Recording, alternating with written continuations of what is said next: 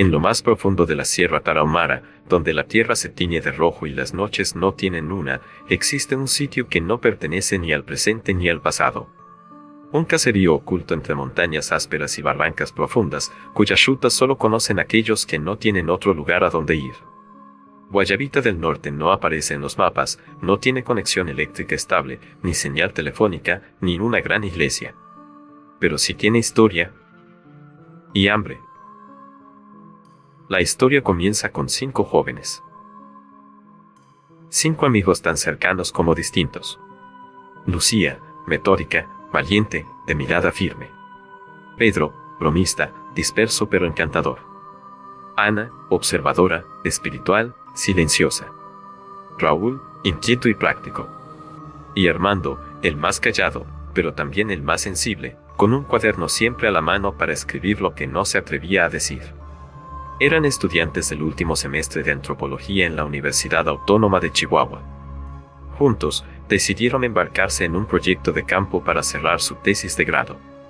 Investigaban mitología oral de los pueblos indígenas del norte y habían encontrado una mención críptica en un diario olvidado, Guayabita, donde aún se le teme al hombre con astas. Era todo lo que necesitaban para decidir ir. Querían ser quienes documentaran algo que aún no había sido clasificado, analizado ni archivado por ningún académico.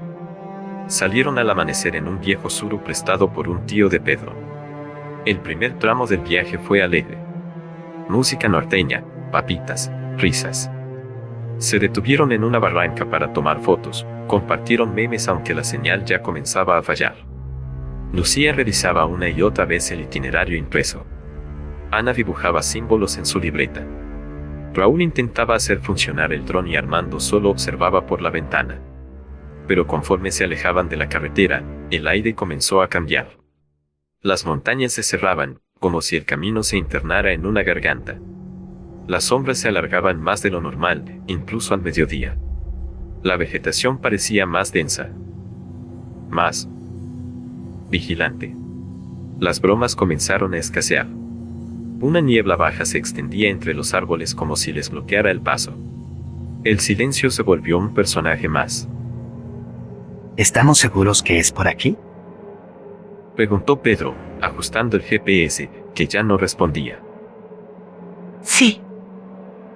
Dijo Lucía, aunque en su voz ya había duda. Igual no está tan mal. Intervino Raúl. Ya saben cómo son estos pueblos, aislados, pero pintorescos. Pero cuando llegaron a Guayabita del Norte, todo lo pintoresco se desvaneció. El pueblo se alzaba como una postal marchita. Las casas eran de adobe, agrietadas por el sol y la edad. Las ventanas no tenían vidrio, solo cortinas viejas o tablas. Los techos eran de lámina oxidada, y el único poste de luz parecía más decorativo que funcional. Un campanario sin campana emergía del centro como un dedo roto señalando al cielo. No había niños jugando.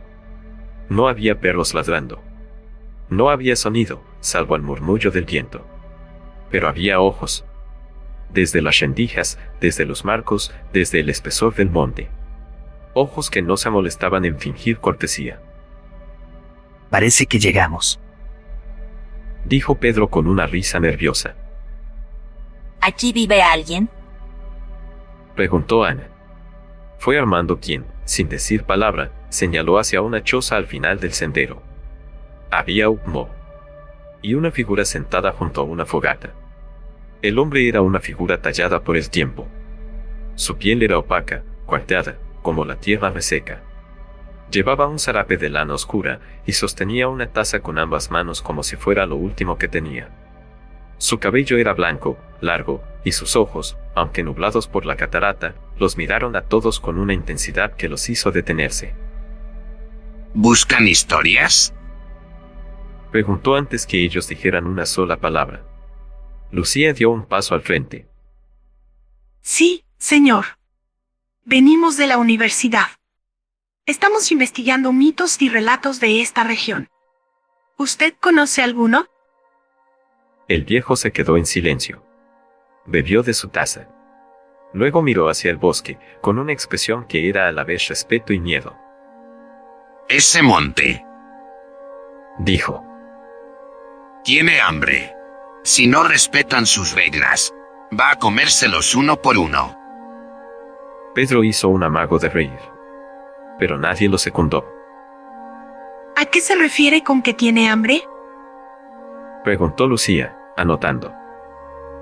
Aquí no creemos en santos ni en vírgenes. Aquí le tememos al Nahuica.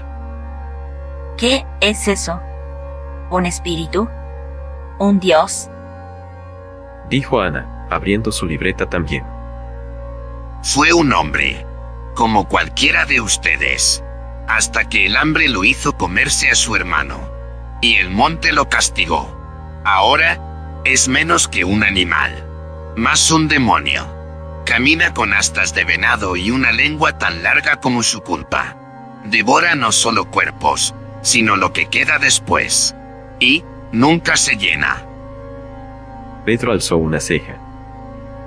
¿Un buen dijo? Preguntó. El viejo escupió al suelo. No digan ese nombre aquí. La sierra escucha. Lucía cerró su libreta, pero no dejó de mirar al anciano. ¿Usted ha visto al Nahuica? El viejo no respondió. Solo se quedó mirando el fuego. Pasaron la noche en la única posada del pueblo, una casa grande y vieja con habitaciones sin cerradura, con colchones delgados como papel. Nadie durmió bien. No por incomodidad, sino por los ruidos que parecían colarse desde el bosque, crujidos como pasos lentos, murmullos húmedos, ecos que sonaban casi humanos. ¿Escucharon eso? Preguntó Ana desde su catre. Solo es el viento. Dijo Raúl, pero ni él se creyó sus propias palabras. Al amanecer, se prepararon con el plan trazado, internarse en la zona conocida como la Cañada del Silencio, un punto de depresión natural entre montañas densamente arboladas. Cargaron mochilas con víveres para 3 días, cámaras, grabadoras, brújulas, mapas y el dron. Lucía, siempre metódica, revisó 3 veces la ruta en papel. Pedro revisaba el equipo de grabación, aunque su expresión ya no era tan bromista como de costumbre. Armando, silencioso, caminaba con una libreta en la mano, garabateando algo que no enseñó a nadie. ¿Y si el silencio del lugar se debe a algún fenómeno geológico? Propuso Pedro mientras comenzaban a caminar en el sendero. Pasa en ciertas cavernas, como zonas de baja presión sonora. O tal vez el bosque ya no quiere ser escuchado. Dijo Ana con seriedad. El sendero era cada vez más cerrado. A ratos debían usar machete para abrir paso. La luz del sol se filtraba en haces débiles. Cuando cruzaron un arco natural de ramas entrelazadas, Lucía detuvo al grupo. Esto parece hecho a propósito. ¿Un umbral? Murmuró Ana.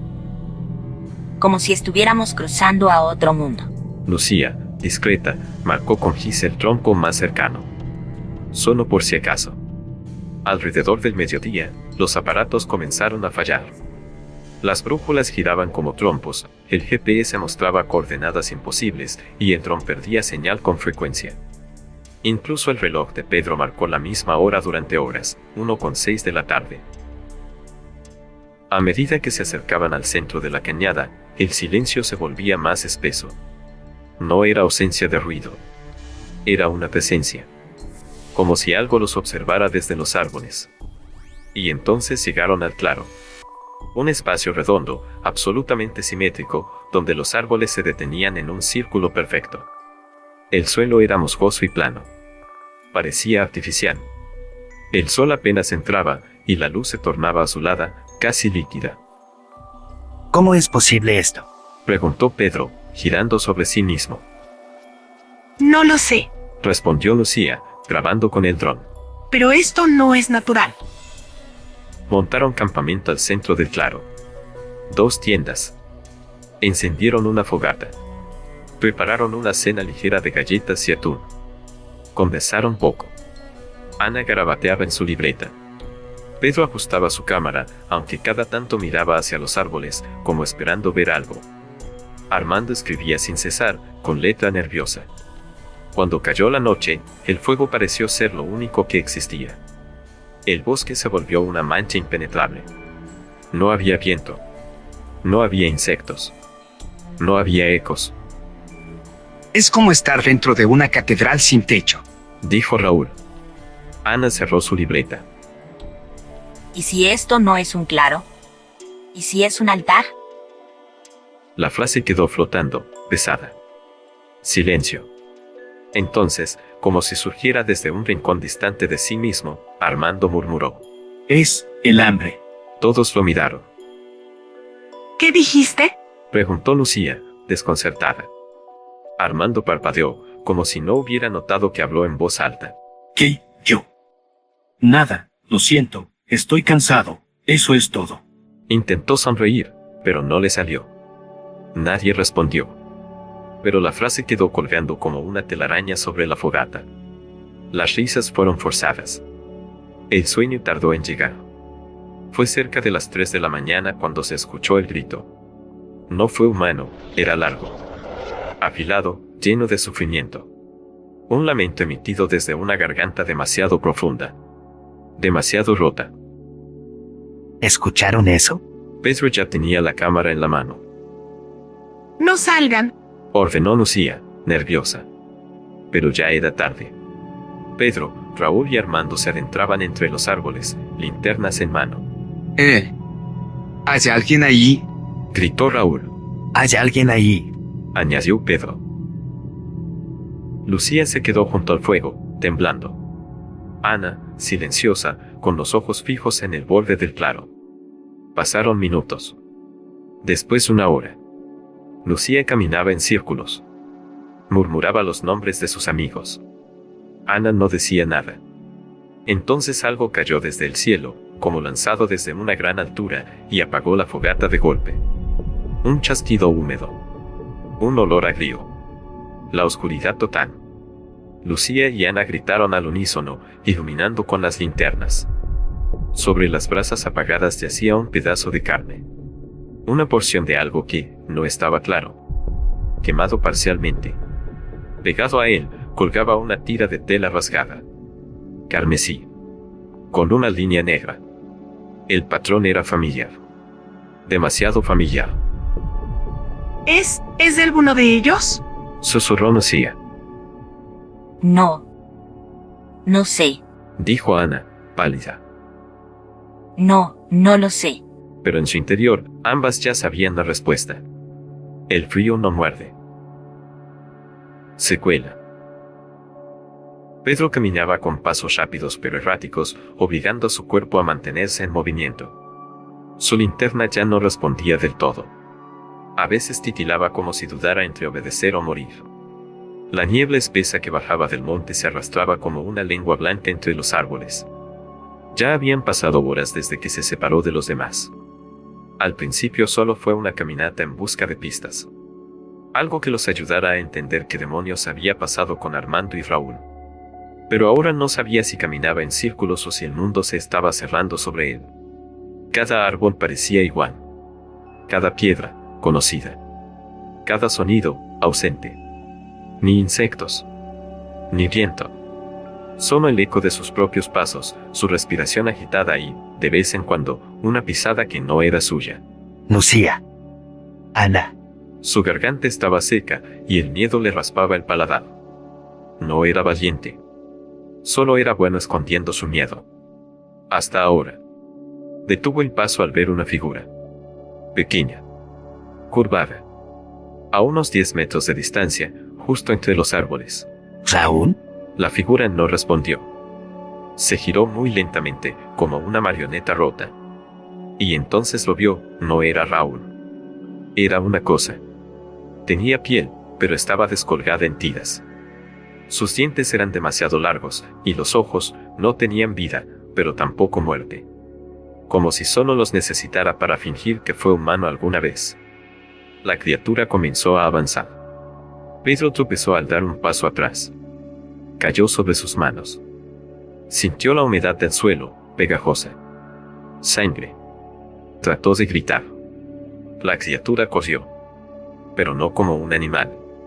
Ni como un hombre. Como algo que se arrastraba por voluntad de hambre, no de músculos. Pedro se levantó como pudo, corrió, sin saber hacia dónde.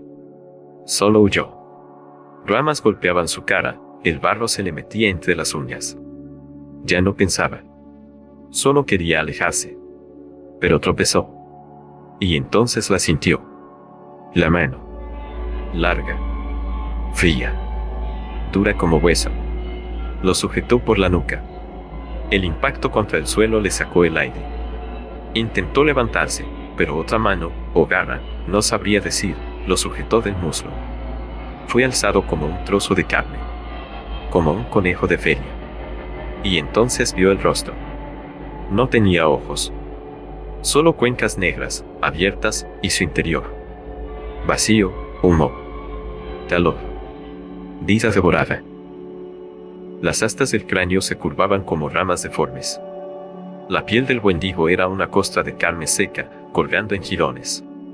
Tenía costillas abiertas y un pecho del que colgaban collares de huesos, de manos pequeñas, de quijadas humanas. Y entonces, sonrió. Pedro gritó. Gritó hasta desgarrarse la garganta. Pero no fue un grito por ayuda. Fue un grito final. El Wendigo lo arrastró hasta la base de un árbol caído. Lo sostuvo con una mano, como quien sujeta un insecto con pinzas, y con la otra comenzó a despellejar. Primero el brazo derecho. Luego la espalda. Luego lo abrió, como quien abre una flor. Pedro aún estaba vivo. Aún respiraba. El monstruo se acercó a su rostro. Y murmuró algo. Una lengua imposible. Llena de sonidos de madera quebrada, de tripas, de jadeos. Pedro dejó de gritar. Y comenzó a reír. Solo un poco.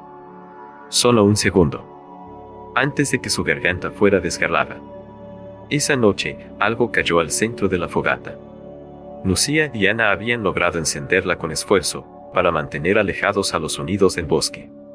El fuego chisporroteaba, aún débil, cuando un golpe seco hizo que las brasas saltaran. Un trozo de carne. Sangrante. Crudo. Aún tibio. Con un pedazo desgarrado de tela carmesí con una línea negra. Lucía lo miró sin parpadear. Ana retrocedió un paso, cubriéndose la boca. ¿Es alguno de ellos? Susurró Lucía. No, no sé. Dijo Ana, pálida. No, no lo sé. Pero en su interior, ambas ya sabían la respuesta. Solo el viento huyó entre los árboles. El Wendigo las observaba desde el otro lado del fuego. Pero no necesitaba acercarse. Ya las estaba devorando. Desde dentro. Raúl corrió. No por valentía. No por estrategia. Por terror puro. Por instinto. Por desesperación.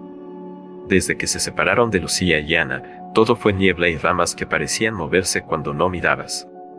Pedro había desaparecido en segundos, y Armando, ni rastro.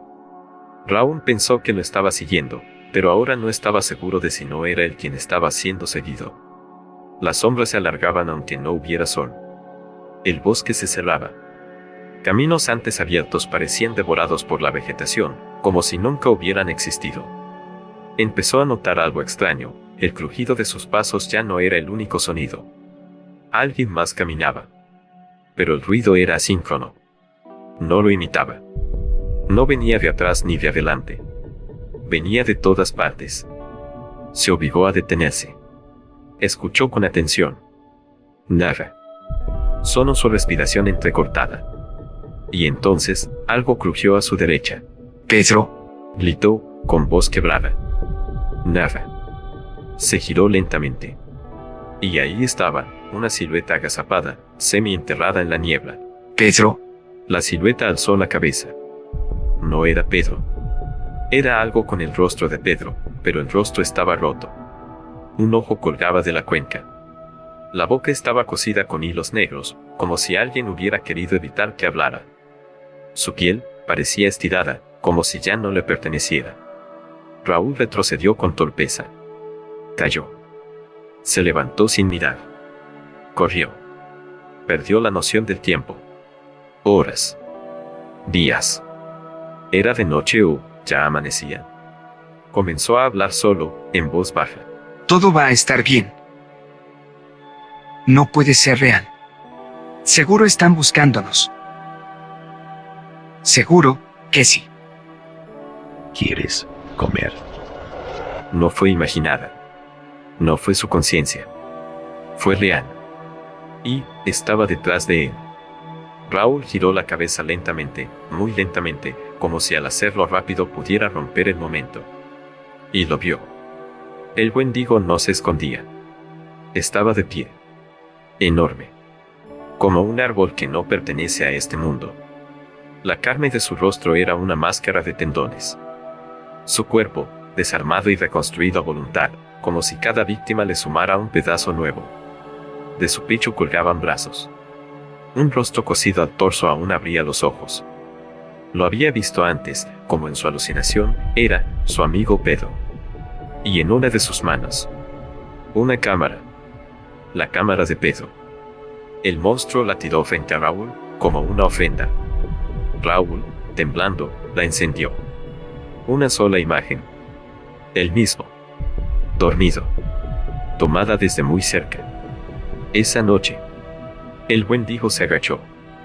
Su lengua, larga como un cinturón, se deslizó por el suelo, tocándole los pies. Raúl gritó.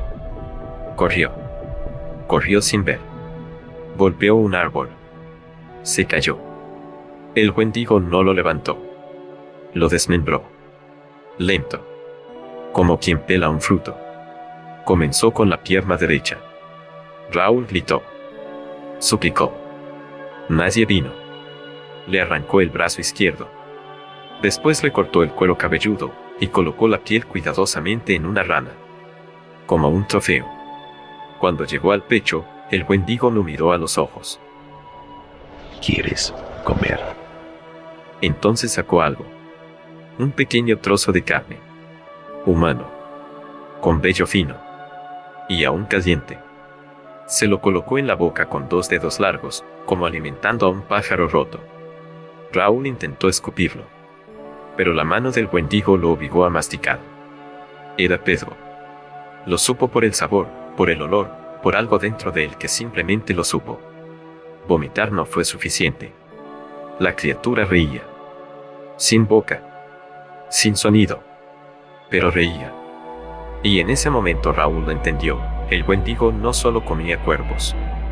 Comía humanidad. Desde dentro. Lo alzó entonces para que lo viera bien. Y ahí, en su pecho de ramas abiertas, reconoció un brazo con un reloj digital negro, el de Pedro. Un trozo de piel con un tatuaje de letras únicas mal hechas, también de Pedro. Una oreja. Una clavícula. El Wendigo los unía. Los absorbía. Los convertía en parte de sí. Entonces se lo llevó, no sabe qué tanto caminó, hasta que lo dejó en el suelo. No muerto. No entero. Suficiente para ver. Desde la distancia, podía distinguir el resplandor de la fogata. 2 figuras junto al fuego. Lucía. Ana. El Wendigo se levantó, tomó un trozo de carne, de Pedro, y con una mano firme y cruel, lo lanzó a las brasas. La carne chisporroteó al contacto con el fuego, el olor agrio y metálico llenó el aire. Raúl, aún débil y sangrando, vio todo. Y entendió. El Wendigo alimentaba el fuego con su presa. El fuego que devoraba no solo carne, sino también esperanza. Y entonces, se agachó a su lado. Y esperó. Porque a veces, el hambre también sabe tener paciencia. Armando nunca debió haberse separado. Lo sabía, pero la desesperación lo había empujado a hacerlo. Su mente, antes clara y analítica, ahora era una maraña de miedo y fatiga. Cada paso que daba entre los árboles era una batalla contra su propio cuerpo y contra la sombra que sentía crecer detrás de él. Recordaba aquella madrugada. El grito.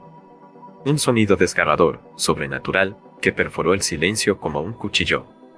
Un alarido que heló su sangre y que hizo que, sin pensarlo, los 3 chicos, Pedro, Raúl y Armando, salieran corriendo hacia la oscuridad, mientras Lucía y Ana quedaban atrás en el campamento.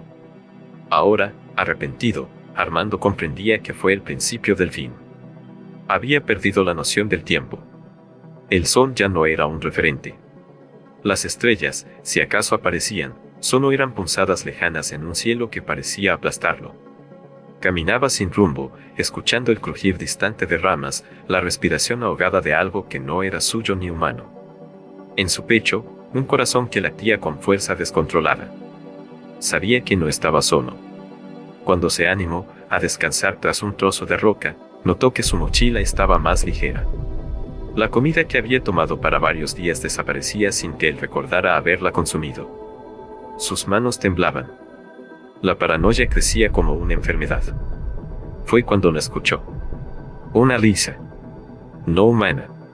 Una risa que parecía brotar del bosque mismo. Intentó correr, pero su cuerpo apenas respondía. Tropezó, cayó. En ese momento, apareció. No como una sombra esta vez, sino como un gigante terrible y presente, con ojos vacíos y mandíbulas que parecían martillos. Armando sintió cómo sus fuerzas se desvanecían mientras la criatura se acercaba. Su última visión fue la del bosque, silencioso y eterno, tragándose todo. El Wendigo se movía con una lentitud perturbadora, como un depredador que juega con su presa antes del golpe final. Armando, con el corazón martillando en su pecho, intentaba recordar los relatos que habían escuchado en el pueblo. Historias que hasta entonces parecían leyendas para asustar a niños, ahora se hacían tangibles y grotescas. El Nahwicca no solo devora cuerpos, devora almas. Se alimenta del miedo, del dolor y de la desesperación. Cada crujido bajo sus pies parecía amplificado, una sinfonía de muerte que lo seguía. Las ramas rotas y las hojas secas no eran solo señales de su paso, sino también del paso de algo mucho peor, invisible pero palpable. Armando buscó refugio en una vieja cueva, un hueco en la roca apenas visible entre la maleza. Su respiración se volvió un susurro. Intentaba controlar el pánico que lo quemaba desde dentro. Pero el Wendigo lo encontró. Sus ojos huecos y luminosos aparecieron como un faro en la oscuridad, fijos en el cuerpo tembloroso de Armando. Un sonido gutural salió de la criatura, un eco sin voz humana. Armando sintió el frío de la muerte rozando su piel cuando la mano huesuda lo agarró del cuello. Intentó luchar, pero sus fuerzas eran inútiles. La criatura comenzó a despedazarlo. No fue rápido. No fue limpio. Fue un lento martirio. Cada hueso que crujía, cada trozo de carne arrancado, era un recordatorio de su fracaso. Él se alimentaba de su terror, y a la vez, lo convertía en parte de sí.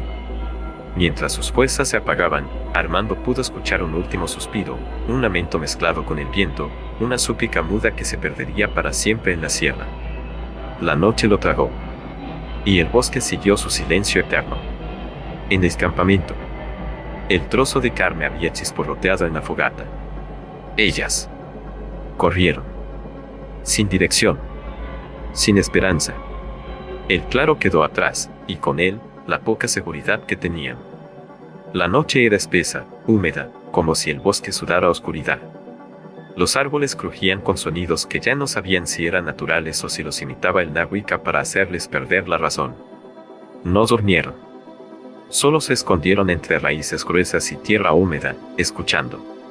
Esperando. Lucía abrazaba las piernas contra su pecho. Ana se balanceaba hacia adelante y atrás, murmurando cosas que no terminaban de formar palabras. El hambre llegó la segunda noche. Ya no quedaba comida. Solo una botella con restos de agua sucia, que compartieron en silencio. Lucía intentó cazar algo, pero no sabía cómo. Golpeó piedras para hacer ruido, buscó frutas que no fueran venenosas. Nada. Todo en el bosque parecía muerto o mirándolas. La tercera noche, encontraron un cuerpo. O lo que quedaba de uno. Estaba apoyado contra un árbol, como si lo hubieran dejado ahí para que las viera. Era Raúl. Desfigurado. Las costillas rotas, un ojo colgando de un hilo, los labios partidos. Era imposible. Pero aún respiraba. Lucía corrió hacia él. Raúl.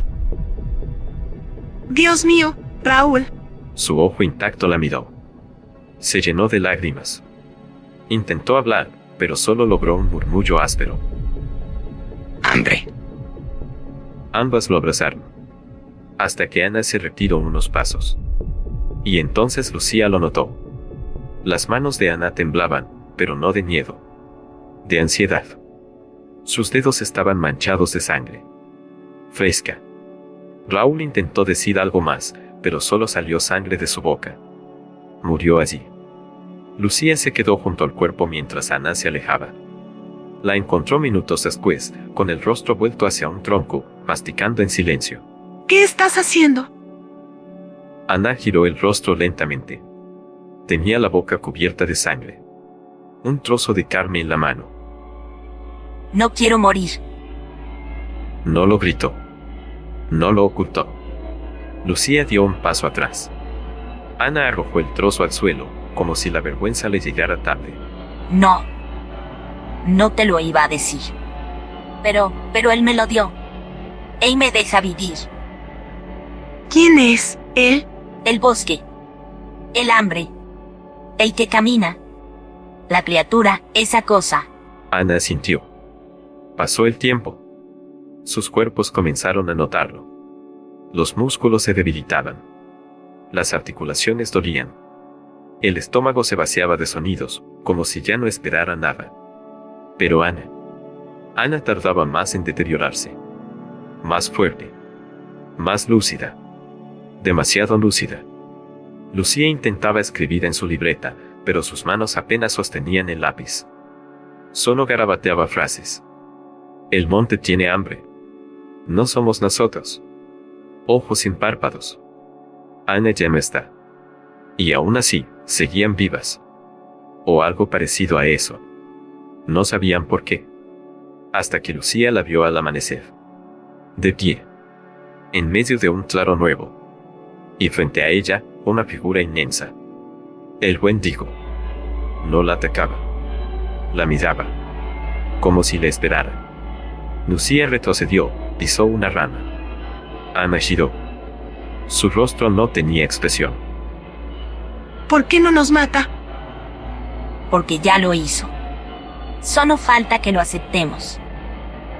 Lucía corrió. Por última vez, creyó que podía huir. Lucía no sabía cuánto había corrido. Sus piernas parecían de plomo y su garganta era un desierto abierto. Cayó al suelo varias veces, se cortó con ramas, se arrastró cuando sus pies ya no respondieron. El aire era más delgado. El bosque, más espeso. El silencio, más profundo. Se acurrucó bajo un tronco caído. Ahí pasó horas. O días. No lo sabía. Solo pensaba en Ana. No podía entenderlo. No quería entenderlo. Pero la imagen no se borraba, el Wendigo frente a ella, observándola, como quien mira un altar que se ha ganado el derecho a la sangre. La siguiente vez que la vio, Ana ya no parecía la misma. Caminaba entre los árboles sin hacer ruido, como si flotara. Sus ojos habían perdido todo brillo humano. Su piel tenía un tono ceniciento, y por debajo de las mangas del suéter sobresalían cortes y costas, como si algo hubiera crecido dentro de ella y buscara salir. Lucía se escondió. Contuvo la respiración. Ana se detuvo a pocos metros. Sé que estás ahí. Lucía cerró los ojos. No tienes que tener miedo. No nos quiere muertas. Nos quiere vacías. Yo lo escucho ahora. Él me habla. Me enseñó lo que es el verdadero hambre. El que te vacía el alma, no el estómago. Lucía rompió en llanto. Ana caminó en círculos, como si olfateara el miedo. Tú aún estás entera. Eso es un problema. Lucía huyó. No esperó a que la alcanzara. Corrió como no había corrido en su vida. Detrás de ella, no escuchaba pasos. Escuchaba risas. No humanas. Risas como madera astillándose. Desde ese momento, Ana comenzó a aparecer en todas partes. A veces de pie entre los árboles, con la cabeza inclinada como una marioneta rota. A veces sentada en lo alto de una roca, masticando en la oscuridad. Y a veces, simplemente observando. Sin moverse. Sin hablar. Lucía ya no dormía. Ya no hablaba con nadie. Escribía. El bosque quiere que me quede. Ana ya es parte de él. Yo soy la última. Una noche, dio el fuego. Un círculo de llamas en el corazón del bosque. Se acercó, con los pies descalzos y sucios, con la mirada perdida. Ana estaba allí, junto al Wendigo. Ambos la miraban. Lucía dio un paso atrás. ¿Qué tal que aquí es el único lugar donde aún existimos? ¿Qué eres ahora?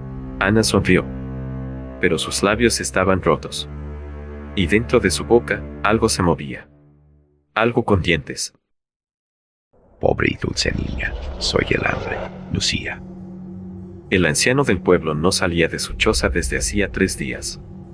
No porque estuviera enfermo, sino porque había comenzado a oler el viento. La sierra le hablaba. En Guayabita del Norte, el silencio no era novedad. Pero ese enero, el silencio era distinto. No era el de la rutina, sino el del presagio.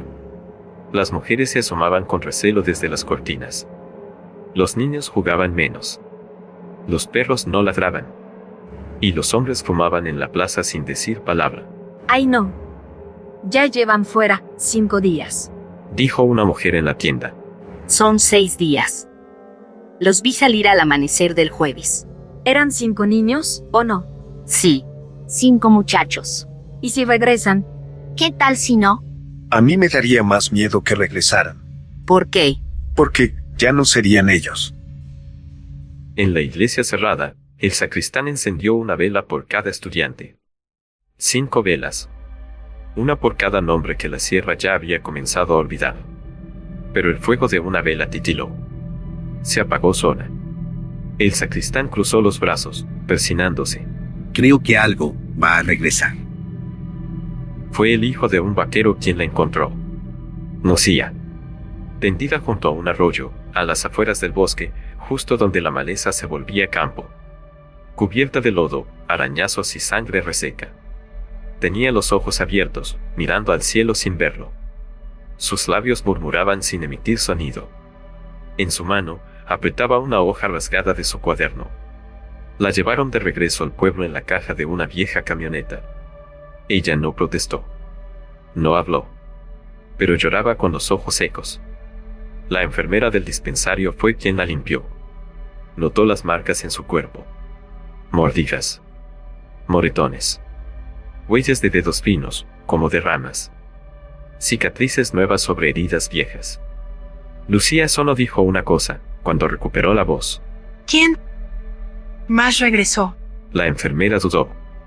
Le sostuvo la mano con suavidad. Solo te encontramos a ti. Pero éramos 5.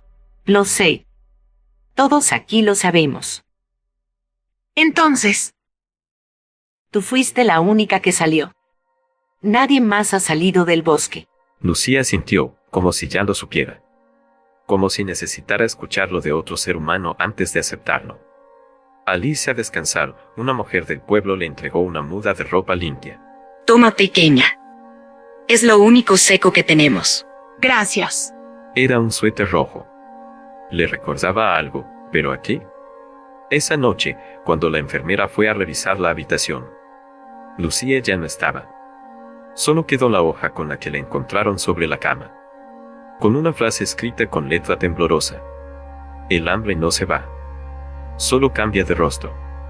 Unos días más tarde, 2 vaqueros encontraron una mochila rasgada, una grabadora agrietada y una cámara rota. Estaban esparcidas entre las zarzas a la orilla del bosque, como si alguien las hubiera arrojado desde dentro. Nadie se atrevió a entrar a buscar más. Uno de los hombres, el mayor, encendió la cámara. Las grabaciones estaban dañadas. Casi todas. Salvo un último fragmento, sin audio, de apenas 6 segundos. En él, una figura camina entre la niebla del bosque. Viste un suéter rojo. Camina lento. No mira atrás. Pero al fondo de la imagen, su sombra se estira. Bikini, astas. El bosque recuerda. Sus raíces guardan los pasos de los que nunca volvieron. Sus ramas susurran nombres que ya nadie pronuncia. Y su tierra, roja, blanda, tibia, conserva el olor de los cuerpos que allí se abrieron. Aquí no hay tumbas. Solo madrigueras. En la noche sin luna, entre los troncos torcidos, se arrastra algo que ya no es hombre. Su piel cruje como corteza seca. Sus astas se alzan como ramas muertas. Su torso es un mosaico de pellejos ajenos. Y donde alguna vez hubo ojos, ahora arde un vacío sin fondo. Pero no está solo. Dentro de él viven otras voces. Retumban, suplican, gimen. No, te lo suplico. Por favor, quiero vivir. Lucía, perdóname. Perdón. Son los que se quedaron. Pedro, Raúl, Armando, Ana. Están atrapados en él. Como retazos de conciencia, como brasas que nunca terminan de apagarse. No mueren, pero tampoco viven. Repiten los últimos pensamientos que tuvieron antes de ser devorados. Y aún lloran. El Wendigo camina lento, pero incansable. No duerme. No piensa. Solo recuerda el sabor. En lo profundo de la cañada del silencio, hay un claro donde el fuego nunca vuelve a encenderse. Donde los pájaros no vuelan. Donde la niebla se queda quieta. Allí se detiene cada noche. Allí siente el eco de una fogata apagada por Carmen. El grito ahogado. La huida. La traición. Y el hambre vuelve. Siempre vuelve. Una sombra se mueve entre la niebla. Lleva un suéter rojo. Camina con las manos colgando, la cabeza gacha. Sus pies no dejan huellas. Pero el bosque la reconoce. No es Lucía. O quizá lo fue. Quizá aún lo es. Porque el Náhuica devora el cuerpo, pero también las intenciones.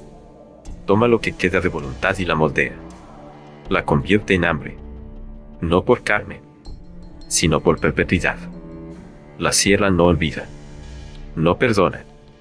Y nunca se sacia.